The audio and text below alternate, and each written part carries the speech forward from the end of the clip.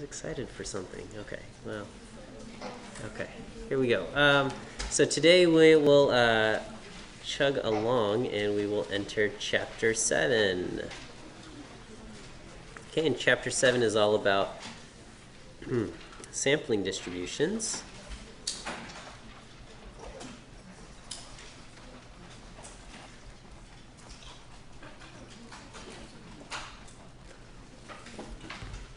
Okay, and so let me describe what a sampling distribution is. At the same time, I'll give you kind of the example that we will use in building up a sampling distribution. Okay, so the idea here is we have a big population. Okay, and the population has, we'll talk about a categorical variable.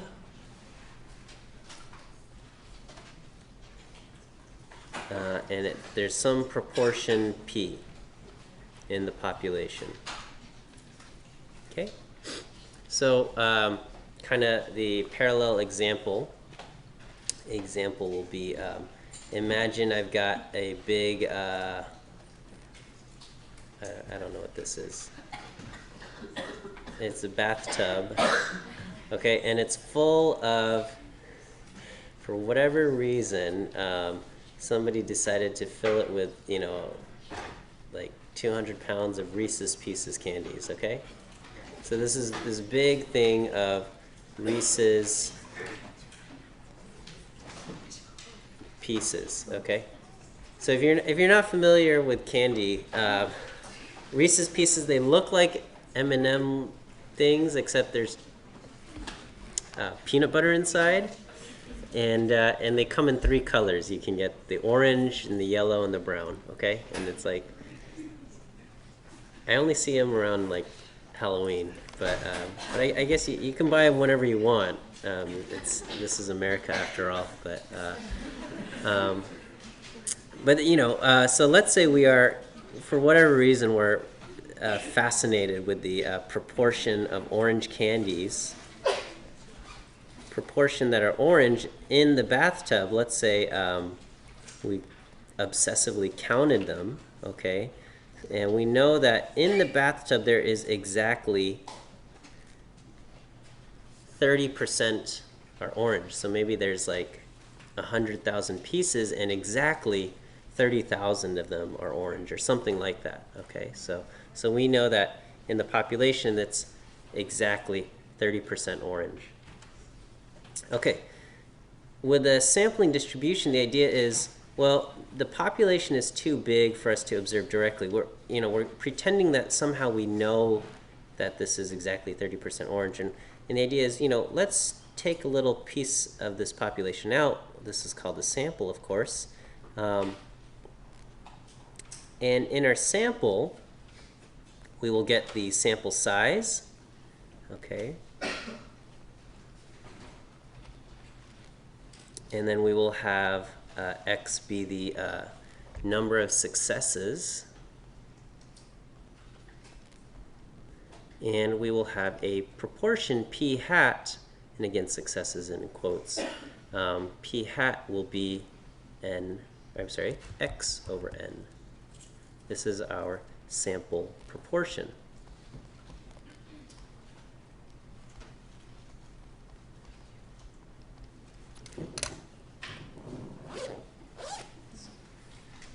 Much cooler in the other classroom here. As I remove my red jacket, I have a red shirt underneath. All right, so the idea here is we take a scoop out of the bathtub. This is a scoop here, not I don't know what else it could be. And so in here let's say we take a sample of 50 pieces of candy, okay? I don't know, let's say I get that 18 are orange, so my sample proportion p hat would be 18 divided by 50, I have p hat equal to 0.36.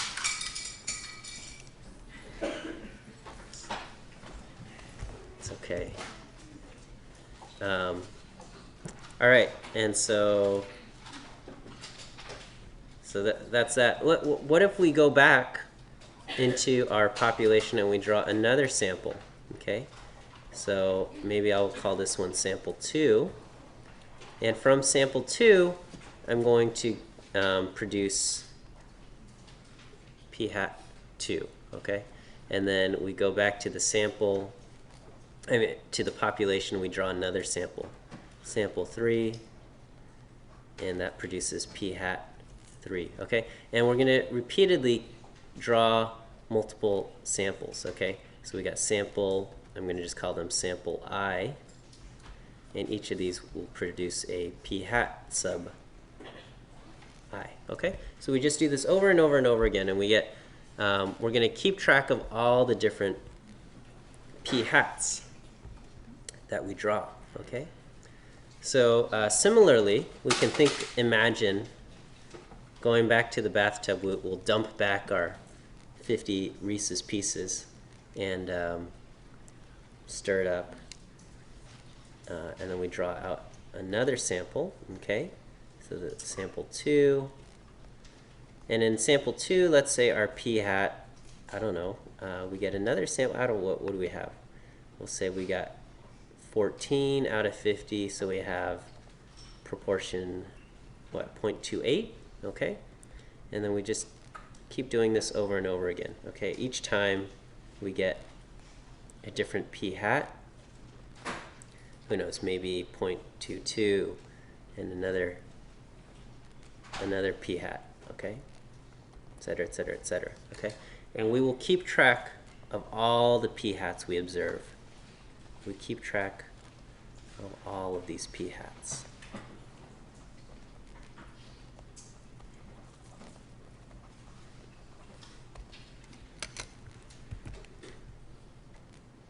Okay. Conceptually, is this okay, what we are doing? Okay. So the idea is we've got this big population. The population has some proportion p, and we're going to repeatedly take samples out of that population. Every time we take a sample, the sample proportion could differ from one sample to another. I mean, maybe we get 2 samples that have the same proportion, but most of the time they'll probably be a little bit different from each other. Okay, and we're going to keep track of every sample proportion that we see.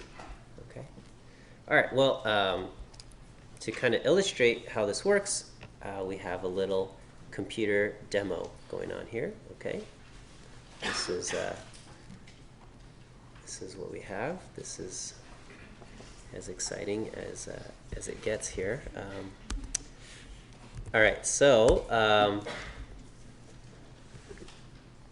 so this is our big bathtub of candies, or it looks like a vending machine here, and we're going to draw out 50 pieces, and get excited. You're going to see little pieces of candy fall out of the machine. So we have, 6, 7, 8, 9, 10, 12, 14 orange pieces of candy.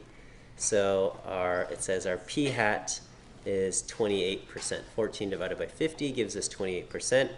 And we're going to keep track of that using a dot plot down here, and we'll put a little dot right there, okay?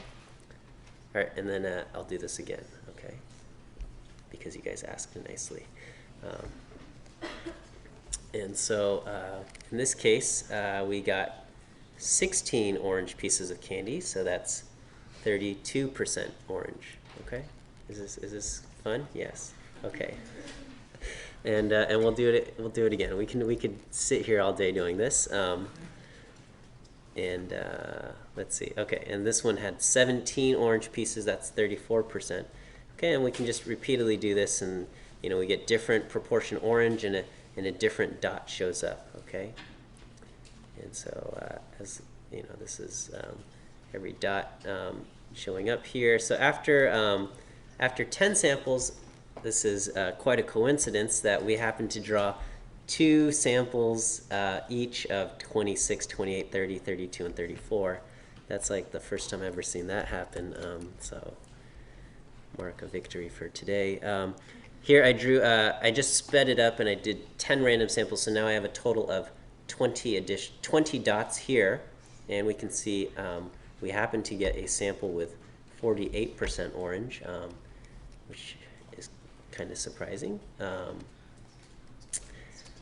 And as we just draw more and more samples, we can see, you know, after about 100 samples, we see that proportions between around 26 and 34% seem to be quite common, but we can get proportions as low as 18 or as high as 48%, but they are not happening as often. I'm going to just do, like, here's another 100. So this is after 200 dots. We see kind of that pattern holding where the middle proportions, around 30%, are most common, which is what we would expect. At a certain point, all of these dots get so close together that they just merge into lines, but that's okay. Okay, so after 1,000 samples, we start to see this almost unimodal and symmetric shape where the sample proportions, 28, 30, 32%, are quite common, and sample proportions of around 46, 48% are less common, 12% less common. And we haven't drawn any samples that were like 60% orange, and we haven't drawn any samples that were like 2% orange. Okay, it could happen. I'm going to just draw another 1,000 samples. So this is after 2,000. So after 5,000 samples, it looks like this. Okay, and so if you had to describe this shape, what would you say it looks like? Yeah, unimodal symmetric. It looks a lot like the normal distribution, and in fact, I can overlay what the normal approximation. We can see that these bars look a lot like the normal distribution. Okay, the normal distribution is continuous, and yet we are getting bars. Why are we getting bars rather than a continuous spectrum of proportions?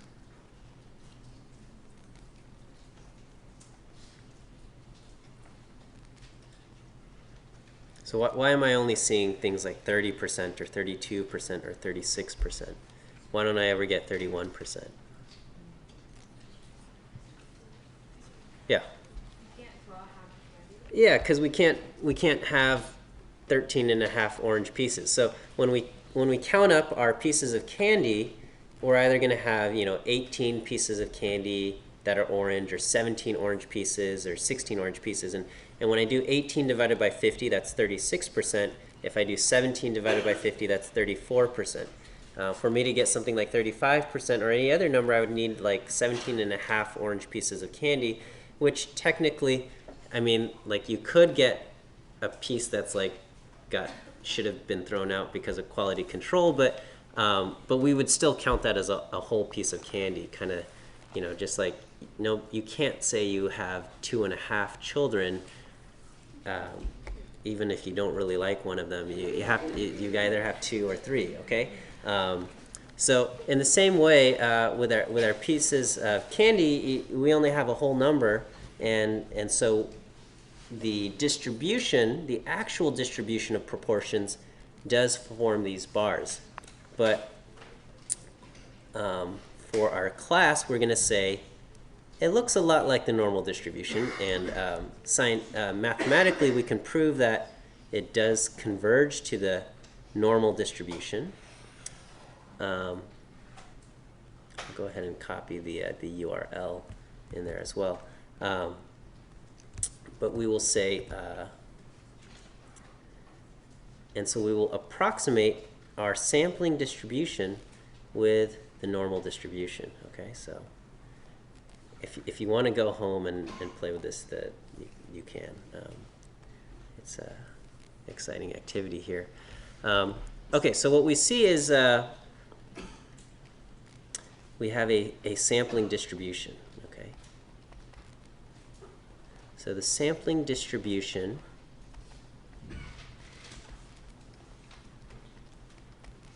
of p hat. This is the distribution of all the different p hats I observe after repeatedly taking, thousands of different samples from the population. Okay, so this is kind of the distribution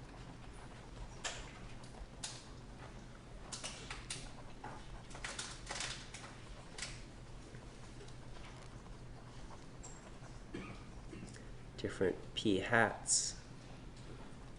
P hat being the sample proportion, right? P hats we observe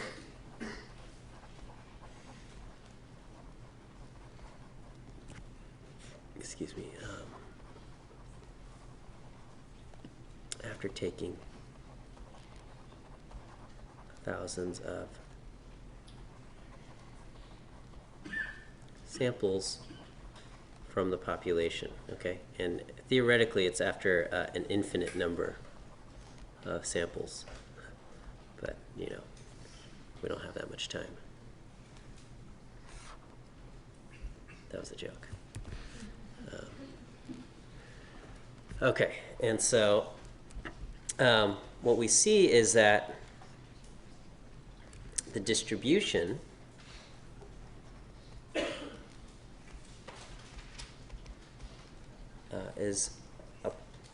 can be approximated with the normal distribution. Can be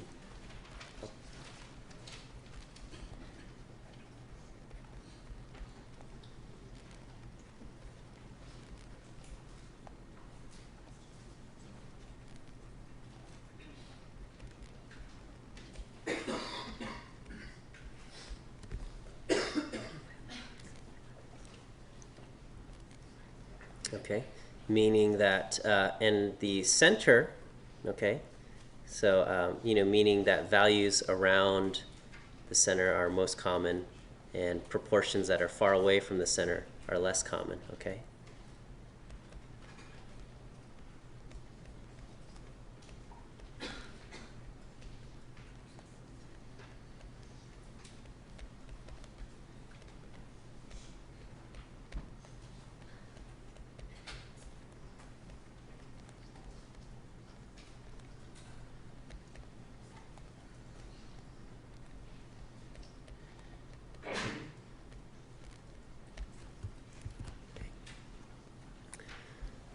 All right, so is this okay?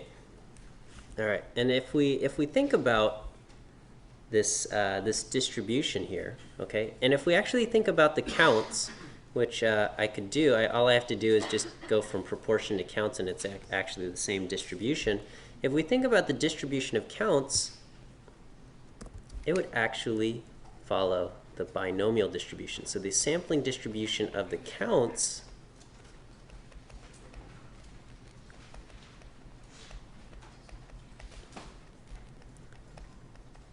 of the number of pieces of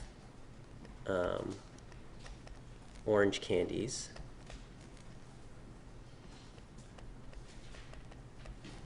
would actually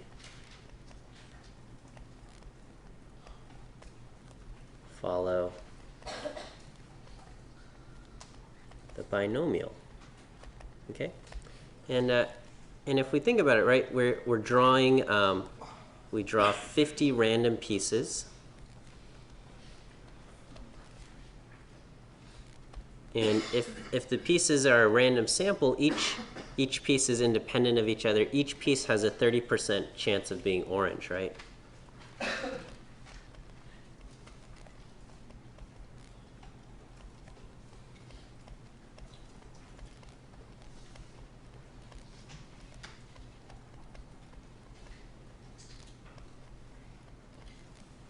Okay, and so, what is the probability of getting 15 orange pieces? That's just a straight binomial problem, right?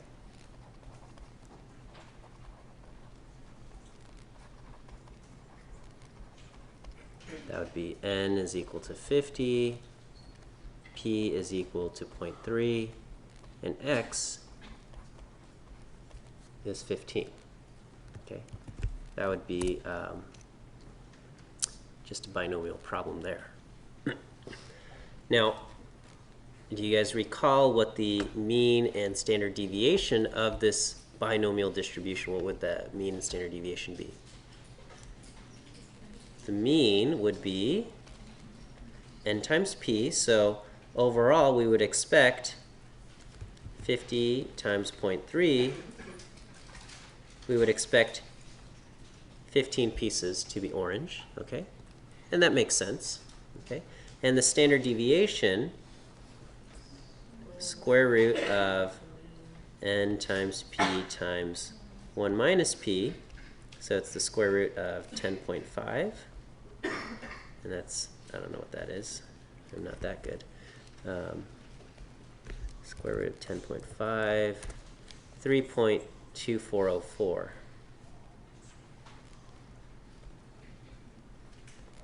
Okay? So that would be the sampling distribution if we were dealing in counts. But most of the time, when we're talking about sampling distributions, we like to deal with the sample proportion, okay? So, but we generally like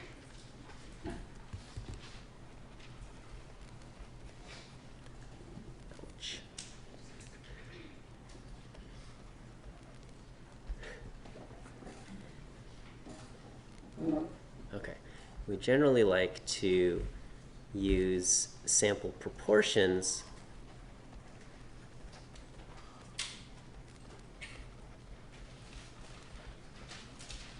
rather than counts.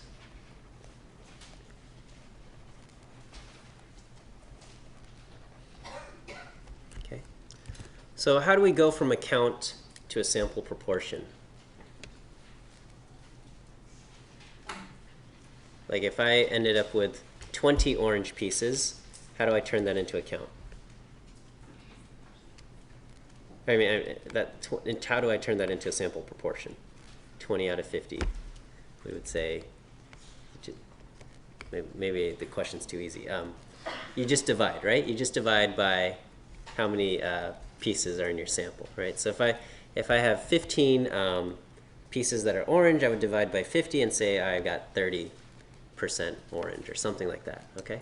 So if we're dealing with sample proportions, so with sample proportions,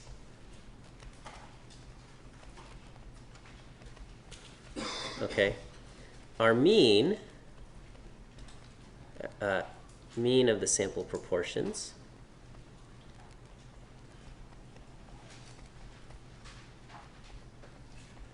we would take basically the mean count, which was n times p, and I would divide by n. Okay, and then what does that give me? That gives me a mean of p. All right.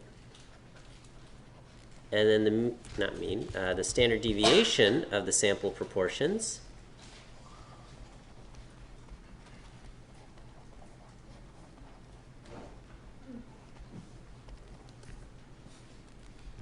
I would take my standard deviation that I had, n times p times 1 minus p, and then I would divide by n, okay? And then this ends up being p times 1 minus p over n, and inside the square root. Okay? And so we say, so now that we have this, we can say, we can approximate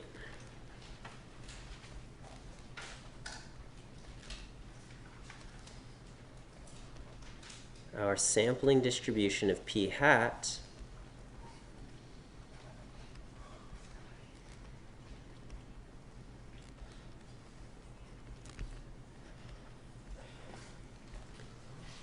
with a normal distribution.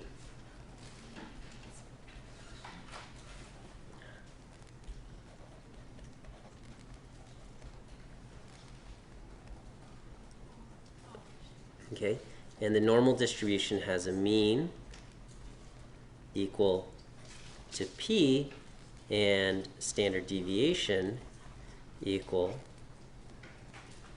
to p times 1 minus p over n inside the square root.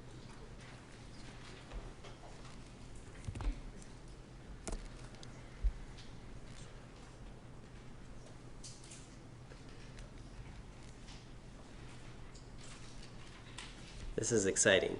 All right, so let's see what we're talking about here. Okay, so again, we're gonna you know, the tub of Reese's Pieces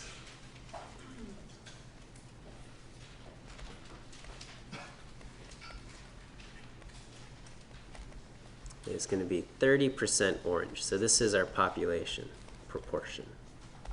Okay, I draw 50 pieces at random.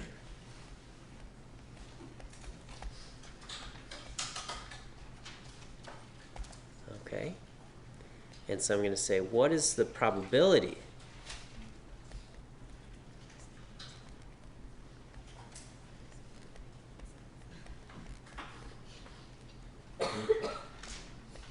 that this sample ends up with 36% orange pieces or more.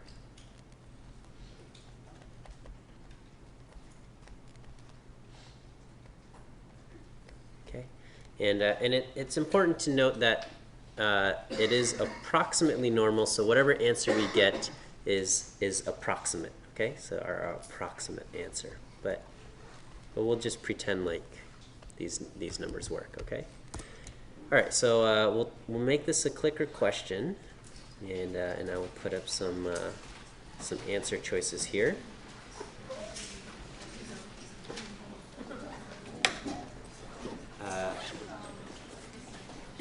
You will need your normal table here. So let me.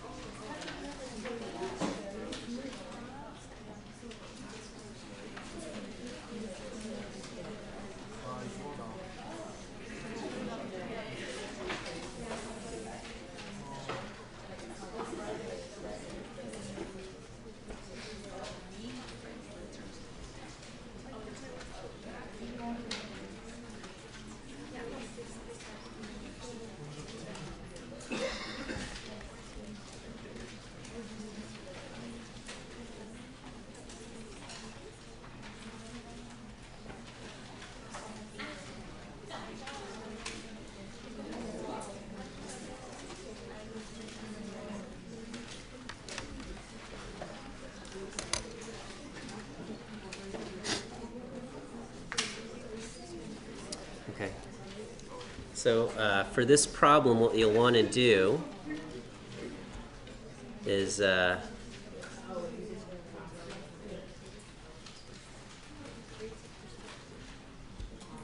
kind of draw you a picture to help you out. We want to know what's the probability of being 36% or more. This is what.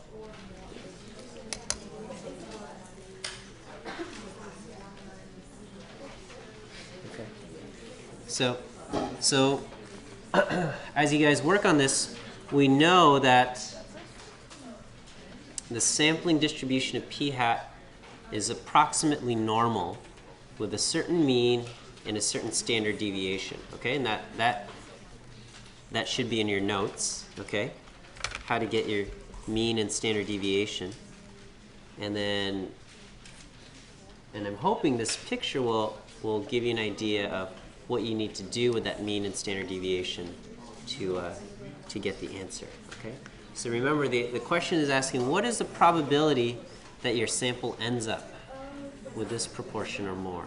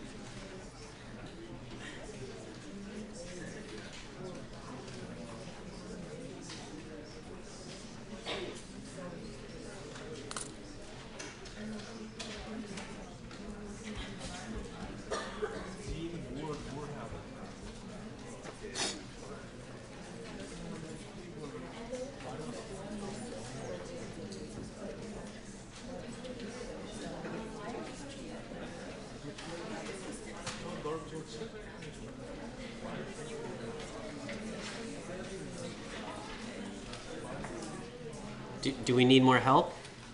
Yes? Okay. So we are drawing a random sample, right?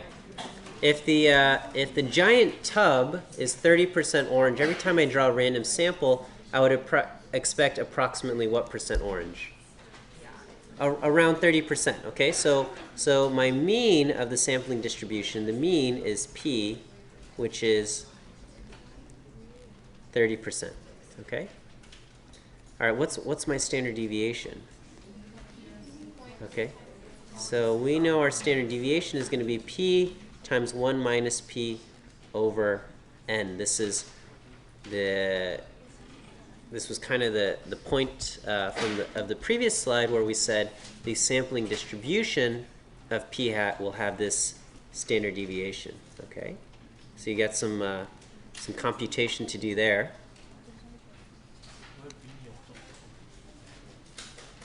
Okay. And then now that you have a mean and standard deviation and you're presented with a picture like this, what do you have to do? You're gonna have to find a z-score, okay? And then when you get your z-score, you're gonna have to turn that into an area.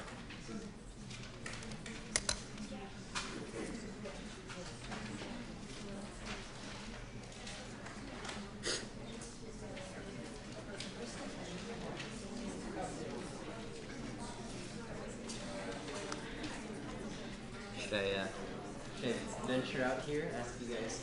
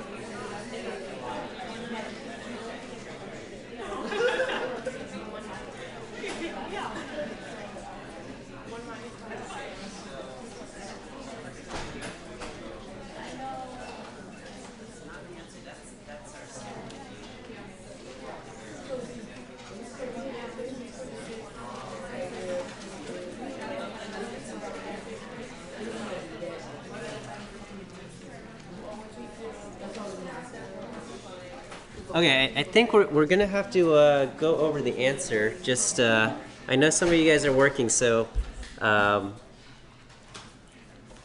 guess just try to guess an answer here, okay? Because I'm gonna hit stop. We'll go over the answer here, okay? A lot of you guys got it. Some of you guys didn't, but I'm gonna just click stop in just a few seconds here. So just do your best at this point, okay? Okay. All right. So I hit stop. Okay. So when we plug in our values for the standard deviation, we get the square root of 0.3 times 0.7 divided by 50. And our standard deviation ends up being 0.06481. That's our standard deviation, okay? But that's not the answer we're going for. What we want is we want this area, okay? So our z-score is going to be 0.36 minus 0.30 divided by my standard deviation, which was 0.06481. And when I did that, I got z is equal to, after rounding off, I get z is equal to 0.93. Okay? Are you guys still with me up to this point? Okay? So now that I have z is equal to 0.93, I want to get the area. Okay? Don't subtract this from 1. That would be premature. Okay? We want to look up 0.93, and we find the area to the left of 0.93 is 0.8238. Okay, so in our picture, this side is 0.8238. So the area to the left is 0.8238, which means the area over here is 1 minus that, which gives me 0.1762. So the area to the right is 0.1762, and that is our answer, answer D. Okay? All right.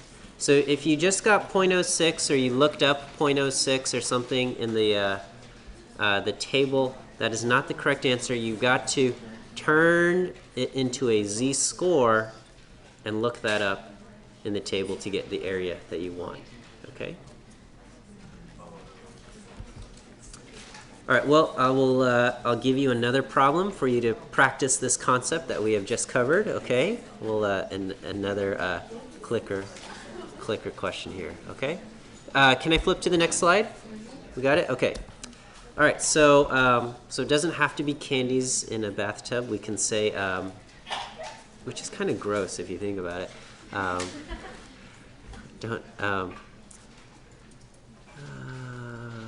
What do I want to do? Okay, so we'll say in the population,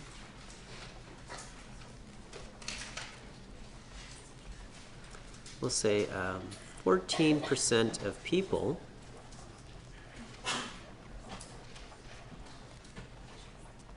are left-handed. Okay, and we'll say a classroom has 150 students. Okay, and we'll say this could be considered a random selection. Okay, and we're going to say what is the probability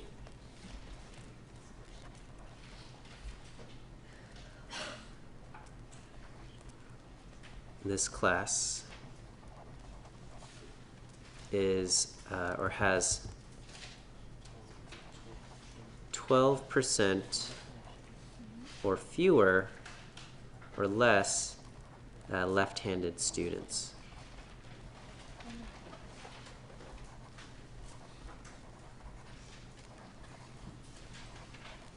Okay, let me make up some answer choices here.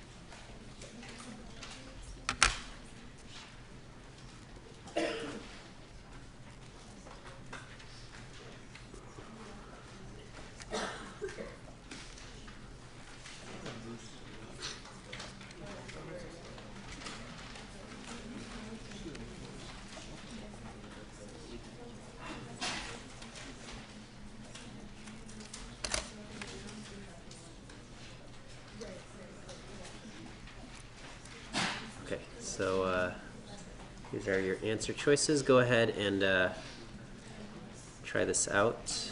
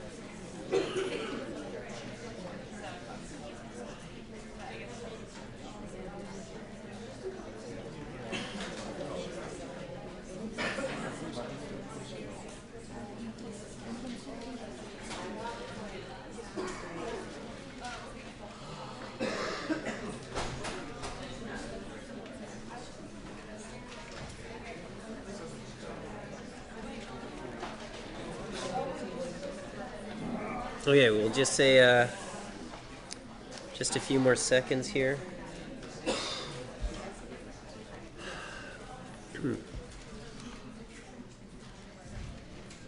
Okay, so a lot of you guys got your answers clicked in, but we'll say 10 more seconds if you haven't. Go ahead and just get your clicks in here. Because I got to go over the answer in our last 2 minutes of class time here. So, okay, I'm gonna go ahead and click stop here. Okay, so again, we are asking what is the probability that our sample proportion p hat, we want, what is the probability p hat is, greater than or equal to 0.12. I'm sorry, not greater than or equal to, less than or equal to 0.12, okay? So we know that p hat comes from a normal distribution, and the mean is going to be the population proportion, 0.14, okay? So the mean is 0.14, and then the standard deviation is the square root of 0.14, p times 1 minus p, 0.86, over 150. Okay, I get a standard deviation of 0.0283, I believe. Okay, so this is my standard deviation. I want to know what's the probability that I end up at 12% or less. So my z is 0.12 minus 0.14 divided by, hang on you guys, 0.0283, okay? When I do this, I get a z-score of negative 0.71, Is that what we get? Z is equal to negative 0.71. Okay, and so I will look up Z equal to negative 0.71, and the area to the left of that, which is what I want, is 0.2389. Okay, so that is our answer. Again, these are all approximately, okay? So we should say approximately, but this is our answer here, okay? All right, we'll cover this more in depth on Friday. We'll see you guys then.